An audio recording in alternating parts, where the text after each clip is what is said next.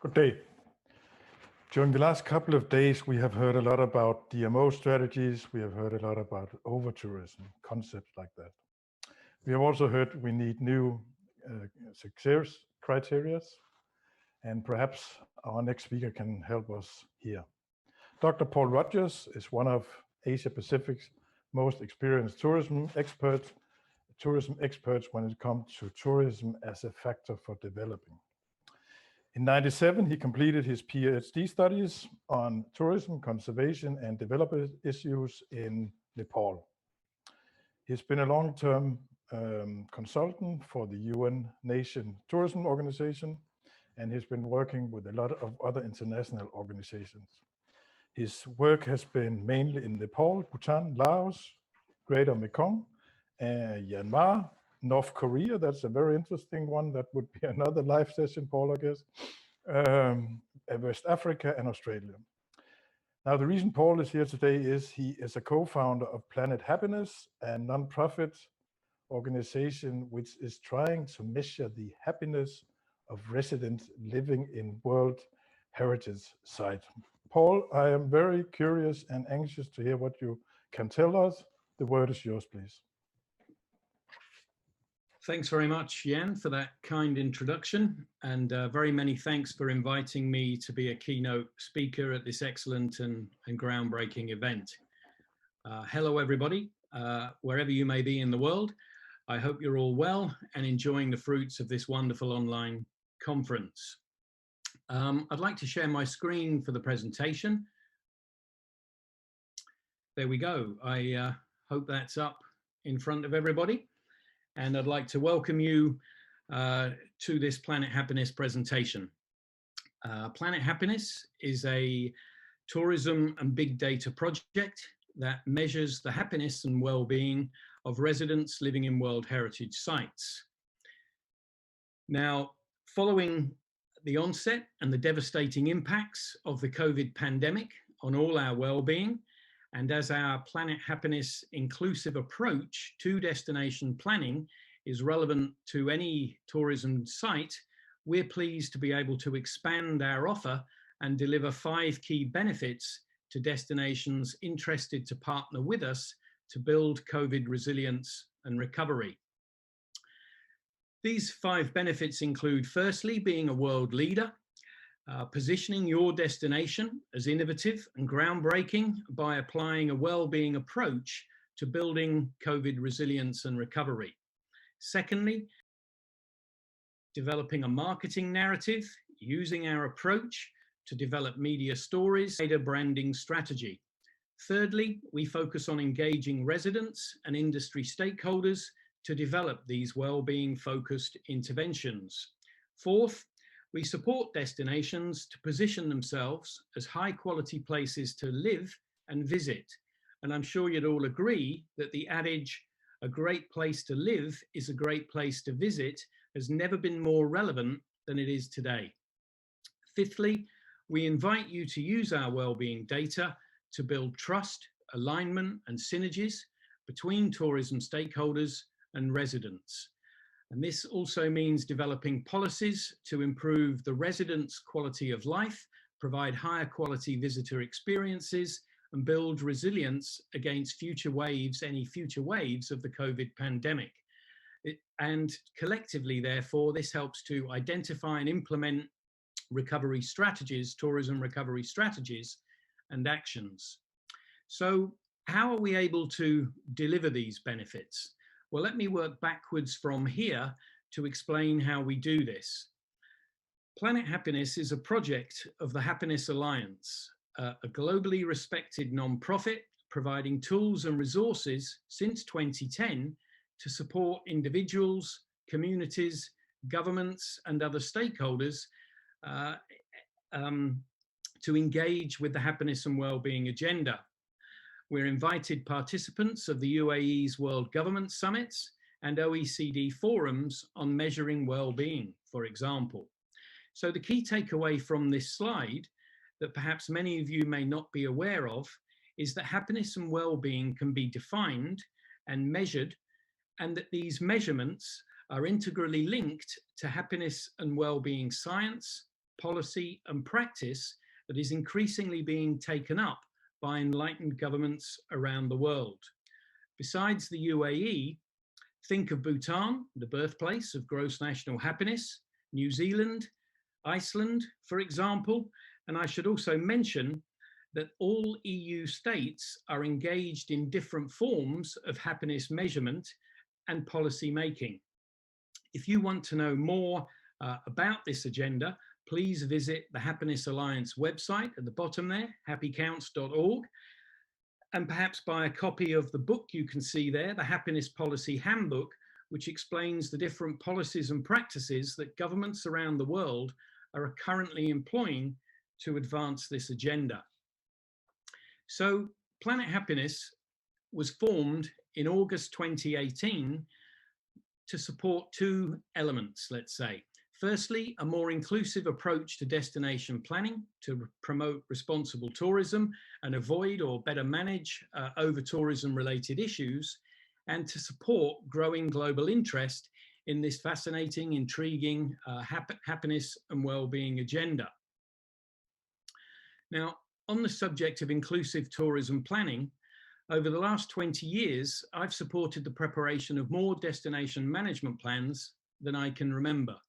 And many of you will know that this is a relatively straightforward process that involves engaging with many different government departments, not just tourism, but transport, environment, culture, for example, the private sector through the various subsector associations and through innovators in the sector. But it's a little bit more complex and challenging to engage local residents. But this is a very necessary important process, especially if you believe that tourism should be developed, employment and income generation, but also celebrate local culture, indigenous communities, and to protect and conserve local ecosystems and biodiversity. So our Planet Happiness approach is focused on addressing this gap and this lack of inclusivity as far as destination hosts and residents are concerned. So how do we do this? Well, we use a Happiness Alliance tool called the Happiness Index Survey, which is a 15-minute online survey currently available in 24 different languages, and it's an OECD recognized best practice approach to measuring individual and destination well-being. From the survey, we produce personalized one-page scorecards across 11 well-being domains that allow every survey taker and each destination to directly engage with the happiness and well-being agenda. 9 of these domains in black, you can see there, align with Bhutan's approach, the pioneers of subjectively measuring well-being. 2 additional measures, satisfaction with life, were added to align with international best practice of well-being measurement. We've also added a range of, well, around 6 questions to gauge resident satisfaction with the way tourism is developing in the destination. And these particular questions are centered around the contribution of tourism to local and sustainable development. And these are aligned, the questions are aligned with the way that tourism is featured in the UN Sustainable Development Goals. So just as we have individual personal scorecards, we can create destination scorecards from the collective result. So on the left here, you see a destination scorecard with the residents' results in gold compared to all other survey takers in grey. And you can see from that one-page scorecard that it gives the impression that the residents are happier than most survey takers. So that may spark conversations between different groups or individuals on why that might be the case. Now, from a tourism planning perspective, this gets more interesting to me if you remove the comparison with everybody else and stack the scores from low to high. And in this example, we can see that the highest scores are clustered around psychological well-being and satisfaction with the environment and life, but they're lowest around access to lifelong learning, the arts and culture, work-leisure time balance, and sense of community.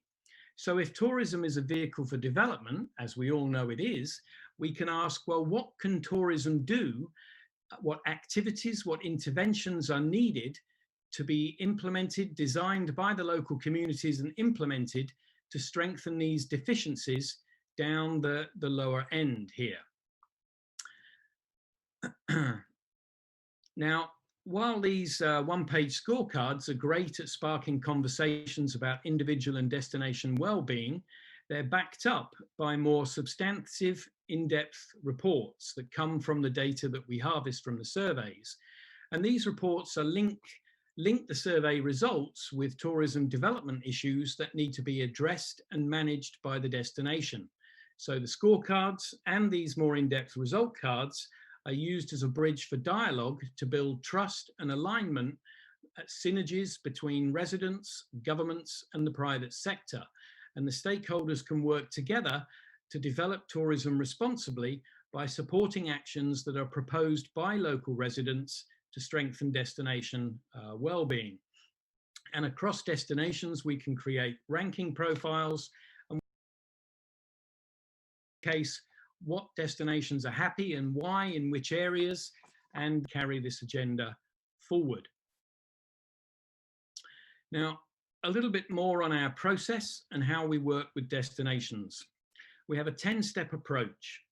We work primarily with destination management organizations to engage a broad mix of stakeholders who assume ownership of the process. And we will deliver as much or as little backstopping support as may be needed to carry the process forward. Now, the how page of the Planet Happiness website goes into a bit more detail on each of these steps. It's just a 10-minute introductory read, and it covers this in more detail than I have time for today. But to say briefly, we assign each destination with its own unique URL that allows additional questions specific to that destination to be added if needed. And following some detailed planning and capacity building on our part with the destination, the survey is deployed largely online, but perhaps also through enumerators if needed. And at step 6, the data is analysed, the reports are produced, and then these results are presented back to the residents and stakeholders for residents and resident groups to take the lead in determining the interventions that are needed to strengthen well-being, and that these are implemented alongside any other activities that are typically implemented through a destination planning process. So this isn't rocket science, right? As you can see, it's fairly straightforward, it's cost effective, and it's an intuitive approach that aims to meet and bring together the needs of all stakeholders. Now, given the linkages between the happiness agenda and the UN Sustainable Development Goals, World Bank colleagues that we're in conversation with and many other planners interested in this approach, they recognize that this data-rich approach enables measurement towards sustainability and towards achieving the SDGs on a destination level. And of course, it also engages different stakeholders in an active conversation about sustainability. So where are we at the moment? Well, since we started the project, we began with four sites, 4 World Heritage sites. We now have 17 up and running at various stages of development, progress, and we have new conversations starting on a week-by-week basis.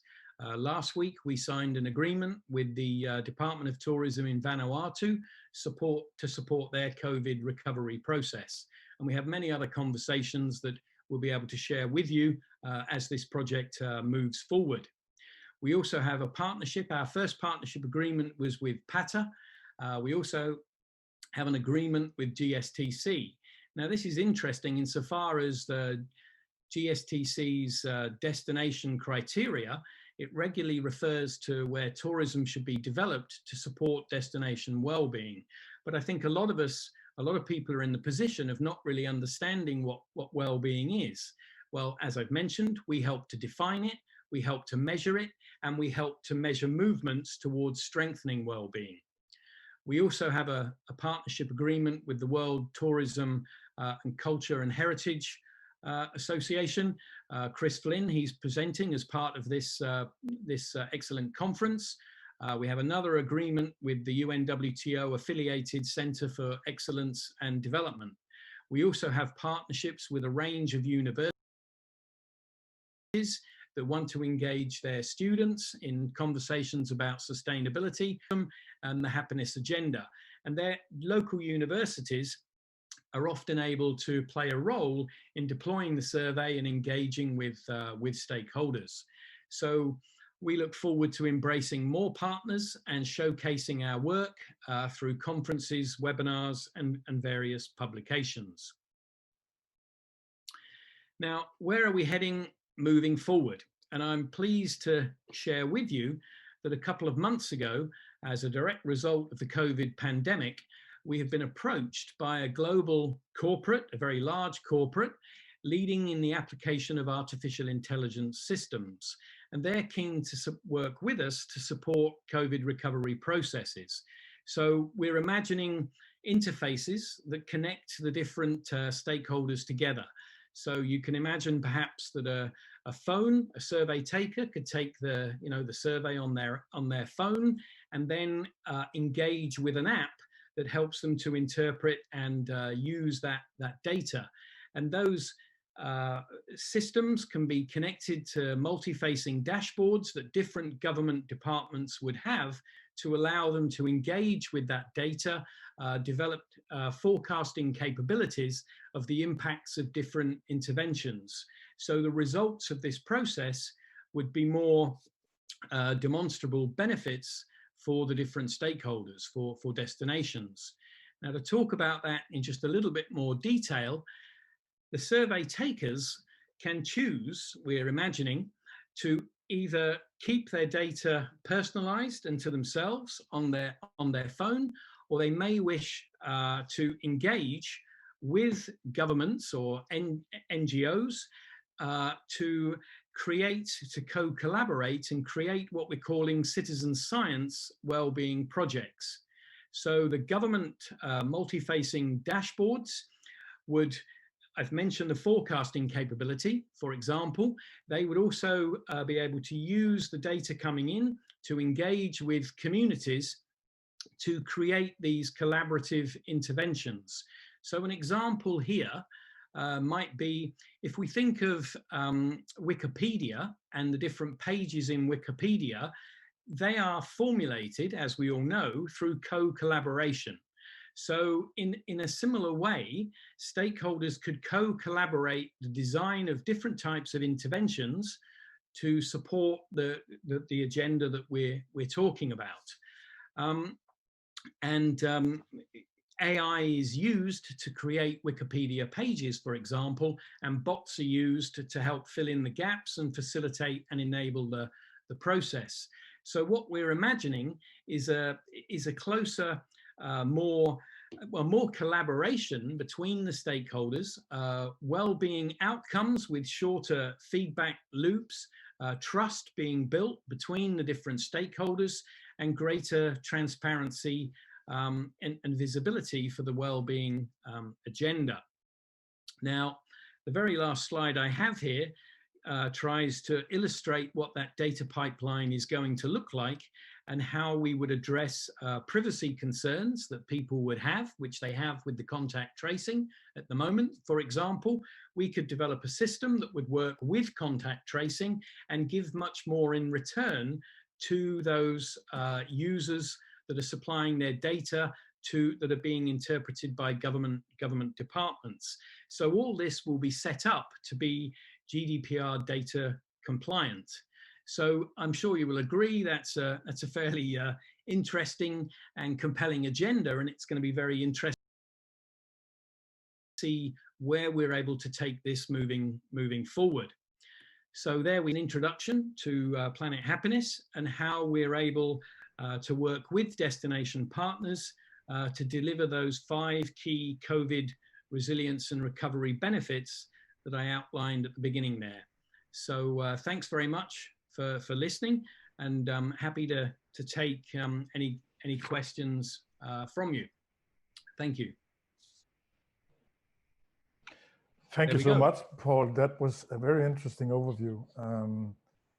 And when I take account of all the discussions we've had the last couple of days, this is something actually practically which can be implemented pretty fast. As you said, it's not rocket scientist, but it can bring a lot forward pretty fast. If I may, let me allow, the backbone of all this is this 15-minute survey you're doing, right? Yeah. Is that, I have three questions in relation to that. Do you have the same survey for a destination in Northwestern Australia and in Bhutan or Nepal or North Korea? Would that be the same? That's point one. Point two, you take a 15-minute survey. Who do you choose? How do you choose the people whom you're going to interview? Who's going to make this survey? Normally, if you don't choose, you have a biased result because people who are mainly interested in this subject will be the one to do it voluntarily. And then point three in that relation, you do a survey, you have these, and I understand the result of this survey is mainly an instrument for communication. And once you have communicated, you expect the stakeholders to make action. Do you make an update? Do you measure the result after a certain period again? I don't know if you could comment on these three aspects. Great, thanks, Jan.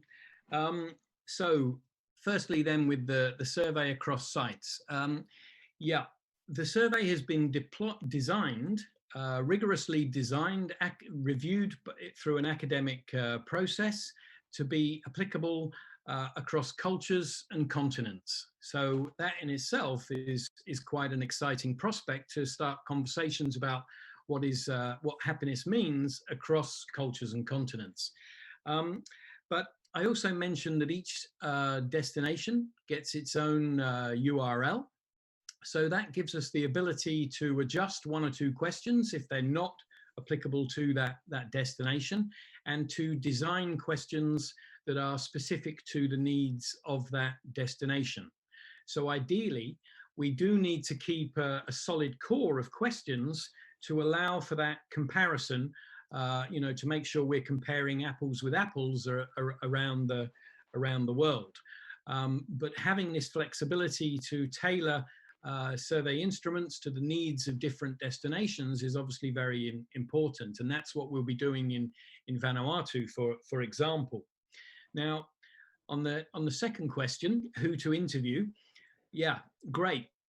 When we first started to conceive of this project, the fact that the survey can be delivered online and that we had it to begin with in 17 languages, and we quickly made partners that were interested to translate it to their own, national needs.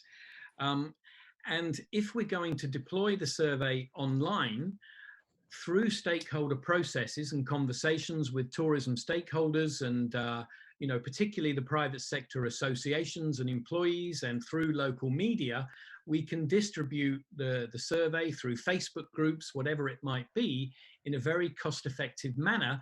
And this would be a way to start the process in a country, in a destination, through convenience sampling. But for destinations that have a more rigorous ambition, they may choose to go about this through a random and again, this is why it's handy to have local universities engaged, because they can support that design of the random sampling approach, which governments need, a more diligent approach to work with the data. So we have the flexibility to start small or start big, according to the needs and the ambition of each destination. And then coming to the third question there, Jan, on the redeployment of the survey. Yeah, the idea is to design an intervention, carry out that intervention, and then remeasure with a further iteration at some point in the future. And when that redeployment would take place can be decided by the local partner. It might typically be each year. But if there is a particular intervention that requires a smaller time period, then that can also be done through support from local media strategies, for example. But again, if destinations want to do this every other year and measure progress on a 2-yearly basis, then equally we can support that and deliver that according to the needs of the local destination. I should say that our ambition is to increase the level of survey uptake each time the survey is deployed, to make the planning process more inclusive and engage more stakeholders in this process moving forward. Do you get engaged in the discussions after the survey, or is this, you deliver an instrument for communication, or do you then afterwards get engaged in saying, okay, these were the measurements, or these are the measurements we perhaps need to implement to get to better values? Yeah, okay. So any destination planning process that I've been involved with over the last 20 years, it includes some form of consultation with local stakeholders, and that may be broad town hall meetings, it may be focus groups, for example. So these results can be presented in small focus groups, in broad town hall meetings, with particular community organizations, with tourism associations. And the beauty of having these one-page scorecards is that they're very easy to communicate either through social media or traditional media or through these groups. And I have to say that my colleague and co-founder, Laura Musikansky, the CEO of or the executive director, I should say, of the Happiness Alliance, she has this wonderful approach to developing colorful, engaging reports. They're not, wordy scientific documents. They are practical, easy to engage reports that we can blend with a typical tourism planning process to engage respondents, user groups, and bring them on side with this process and agenda moving forward. Great. It's a non-profit. You have, of course, bills to pay as well. How's your business model here? How's that working? Yeah, right. Thanks. Good question. Well, as you can imagine, each destination is different, and I'll be honest, we don't have a one-size-fits-all amount, cost for destinations. Rather, I mentioned in the 10-step process, we have an MOU, and in that MOU, we include reference to an annual fee, a modest annual fee that can be seen, if you like, as a payment for the URL. I emphasize it's a modest amount. It's not a prescribed amount, and there is a conversation around that time on the payment for that particular fee. Now, throughout that 10-step process, we deliver backstopping support as required, particularly around the planning of the process, training and capacity building to follow the 10 steps, and then in particular in relation to the writing up of the reports that I mentioned. Now, if local universities are engaged, that may adjust the need for the support from us. Our approach here is to empower local stakeholders and provide the support that they need at the pace they need to empower them and allow them to manage this process themselves moving forward. So local ownership is key. It's a progressive process, and we believe this is a more valuable process than each time a plan is prepared, you fly in some consultants who deliver something without building too much capacity and fly out again. So this is the model and approach that we're taking to this, and we look forward to hearing from any potential clients to discuss these steps a little bit more carefully and work costs through with them according to their needs and available resources. You mentioned in the beginning you're working with World Heritage sites. Whom would you be interested in talking to going forward? Yeah, we began we began the project to focus on World Heritage sites, not least because many of them are suffering from World Heritage, and we wanted to build this narrative about the importance of World Heritage and introduce global sustainability issues around World Heritage, be it cultural or environmental biodiversity related factors. But following the COVID pandemic, we can see that there is a very strong need in building resilience, or bubbles that people are talking about. Building those bubbles is going to mean engaging the variety of stakeholders in a very close dialogue to redeliver the employment that has been lost. And so we're happy to broaden the scope of our approach to embrace demand as it may appear. And principally, we would like to hear from destination governments, if you like, but equally we can we work with universities, as I've mentioned, and we're also keen to engage with corporates of whatever size that are taken by our approach, that like our approach, that see the logic and the sustainability of our approach, and we're keen to start dialogues there as well. At the end, you mentioned artificial intelligence. Two questions. The charm of your approach today is that it's very simple. It's very simple to understand. It's very simple to implement. If you add artificial intelligence, that will look a bit different, won't it? That's question one. Question two is, how is your plan moving ahead? How does that look? Yeah. It's a great question, Jan. Yeah, the AI agenda is, for me, before this company approached us a couple of months ago, I didn't have a great deal of knowledge about AI. My colleague Laura Musikansky, who I mentioned before, sits on a global committee looking at the ethics of the interface between happiness and well-being and artificial intelligence. And actually, when you look carefully at this, and I can share papers on this, the artificial intelligence systems that we're looking to introduce here will facilitate and enable and make more interesting the process that we're talking about, through allowing people to engage with the data on their phone, exclusively on their phone without engaging with others, can provide hints and suggestions on what they might do to build their own well-being. But equally, if people want to engage in these citizen science projects, as I mentioned, the dashboards that are being envisaged for governments will help predictability in terms of forecasting for the impacts of different interventions, and allowing for the co-creation of different projects, whatever they may be, according to local needs.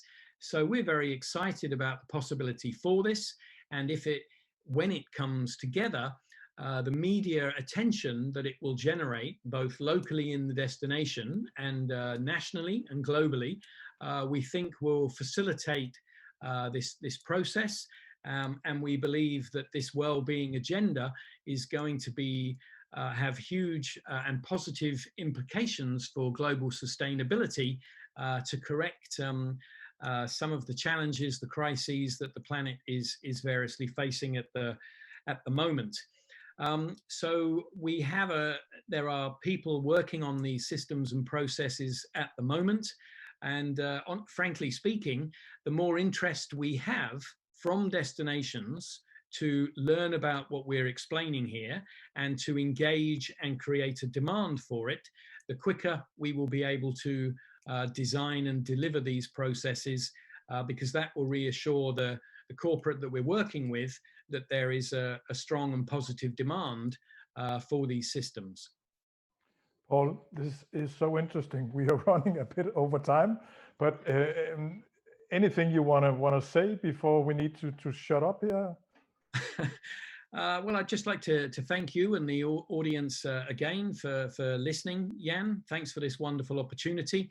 And for those that are interested, please visit our website and follow up with me via email, and let's start a conversation and work with each other to support the resilience and recovery process and bring back the employment that has been lost around hardship in so many countries. So thanks again, and look forward to hearing from people. Let me just finish by saying I find this highly interesting. As I said in the beginning, we have heard a lot about strategies, about the big words. This is a very simple way which can be implemented pretty easy, pretty fast, and not with a lot of cost, to start doing something actually. And I wish you and I wish Planet Happiness a lot of success on this. To the audience, Dr. Paul Rogers is available on our Expo. You have a stand, reach out to him. I think this is something very interesting. Thank you a lot, Paul. Great. Nice one, Jan. Thanks again, everybody. Take care. Thank you.